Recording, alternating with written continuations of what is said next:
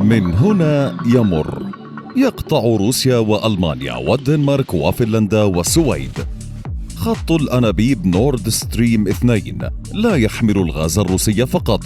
بل في كل سنتيمتر منه سلاح لتركيع أوروبا التي لم تجد بديلا عن غاز روسيا كطريقة مستدامة لضمان أمن الطاقة فيها، رغم علم القارة العجوز أن نورد ستريم 2 في حقيقة أمره ليس إلا وكيلا للحرب الروسية وسلاح انتهت موسكو من بنائه عبر شركة غاز بروم الروسية لتظهر إلى العلن ارتباط الطاقة بالأهداف السياسية والعسكرية في أوروبا. فألمانيا التي هددت بحظر خط أنابيب نورد ستريم 2 حال شنت روسيا هجوما على أوكرانيا عادت مرة أخرى للتخبط تحت ضغط الحاجة لغاز روسيا وإعلان أن خط الغاز مشروع اقتصادي لا علاقة له بالسياسة.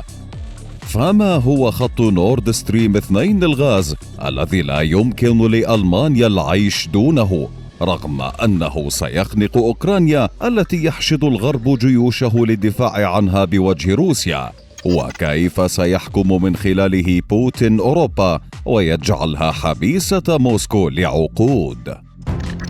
في سبتمبر من عام 2021 أعلنت روسيا الانتهاء من إنشاء خط نورد ستريم 2، لكن الوكالة الألمانية للشبكات علقت في نوفمبر عملية المصادقة على المشروع الذي بلغت كلفته 10 مليارات يورو جراء الضجة الكبيرة التي ثارت في أمريكا وأوروبا خوفا مما ينظر إليه كسلاح روسيا الجديد لاحتلال أوروبا. إلا أن كل المؤشرات تؤكد أن لا منفذ آخر لبرلين سوى المصادقة على نورد ستريم 2،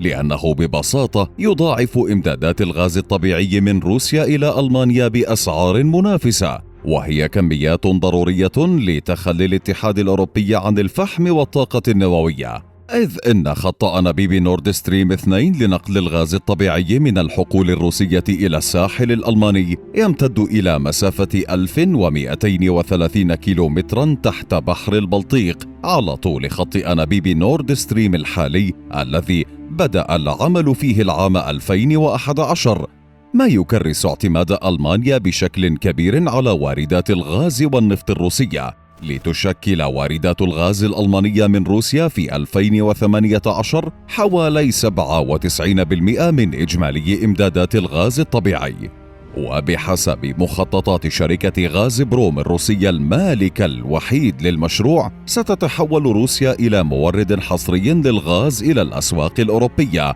بعد أن تجاوزت حصة غاز بروم من واردات الغاز إلى أوروبا 56% في 2020. أما بعد تشغيل نورد ستريم 2 سيتم تزويد أوروبا بإمدادات غاز مستدامة مع منح روسيا المزيد من الوصول المباشر إلى سوق الغاز الأوروبية، حيث ينقل خط أنابيب نورد ستريم 2 الجديد الغاز من شبه جزيرة يامال في شمال روسيا، وتحديدا من حقل الغاز الطبيعي بوفانينكوفو الذي يحتوي في المجموع 4.9 تريليون متر مكعب من احتياطات الغاز، أي أكثر من ضعف إجمالي احتياطات الغاز للاتحاد الأوروبي. ومن المقرر أن تكون منطقة أوست لوغا في لينينغراد أوبلاست نقطة دخول خط أنابيب الغاز إلى بحر البلطيق.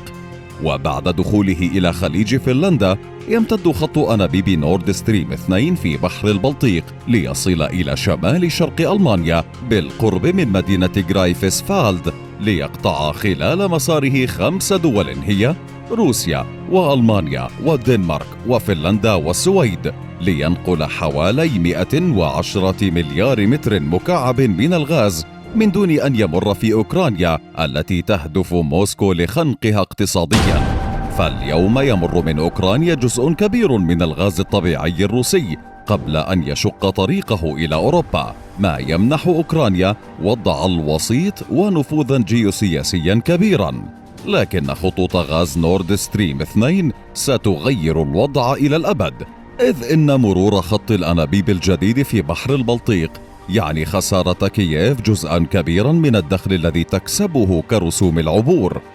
وبلغة الأرقام ستخسر أوكرانيا نحو 3 مليارات دولار كل عام، إضافة لخسارة موقعها كوسيط وسلاح جيوسياسي بوجه موسكو، ما يعني أن بوتين أزال ببساطة أحد أهم أسباب تردده بغزو أوكرانيا، خاصة وأن ألمانيا اتفقت مع روسيا على بناء خط الأنابيب الجديد في عام 2015، أي بعد عام من غزو روسيا لأوكرانيا وضم منطقة القرم، ما يؤكد عزم ألمانيا المضي قدما بتفعيل نورد ستريم. يؤكد عزم ألمانيا رغم مخاوف عديدة في الولايات المتحدة التي لن توافق على العودة لزمن تظهر فيه روسيا كقوة عظمى، حتى أن واشنطن قالتها صراحة بأن نورد ستريم 2 سلاح روسي جيوسياسي على شكل مشروع اقتصادي بوجه القوى الغربية، وسيجعل كل أوروبا حبيسة بوتين وروسيا لعقود من الزمن.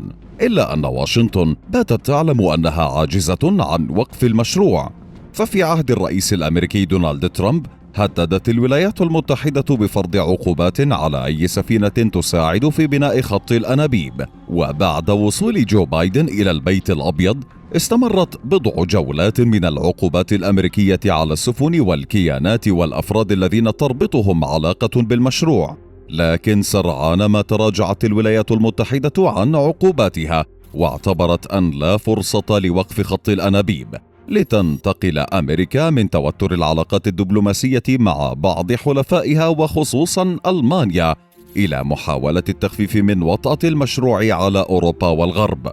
فتوصلت واشنطن وبرلين إلى اتفاق في يوليو عام 2021 سمح بإكمال نورد ستريم 2، لكن مع الاتفاق على محاسبة روسيا على أي عدوان أو نشاط مزعزع للأمن.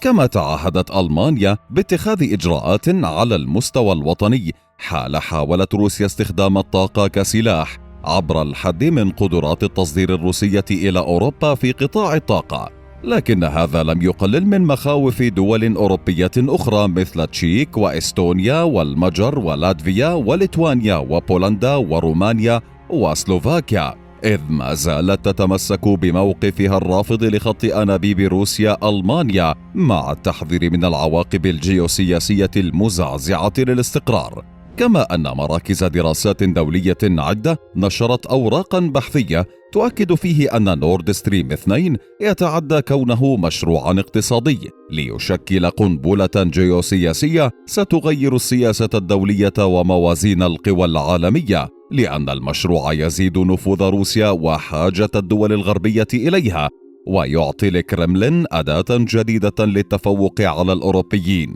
كما أنه استطاع دق مسمار جديد في العلاقات الغربية،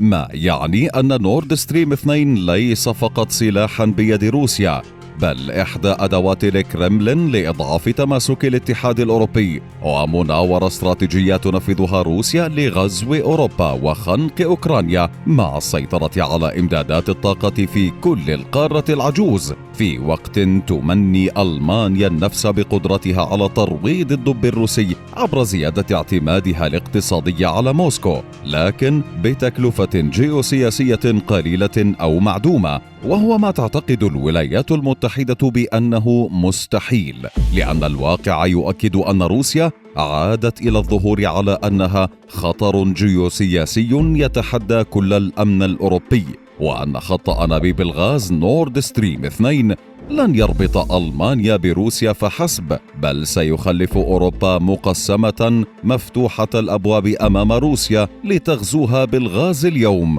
وبالطيران والدبابات والمدافع غدا.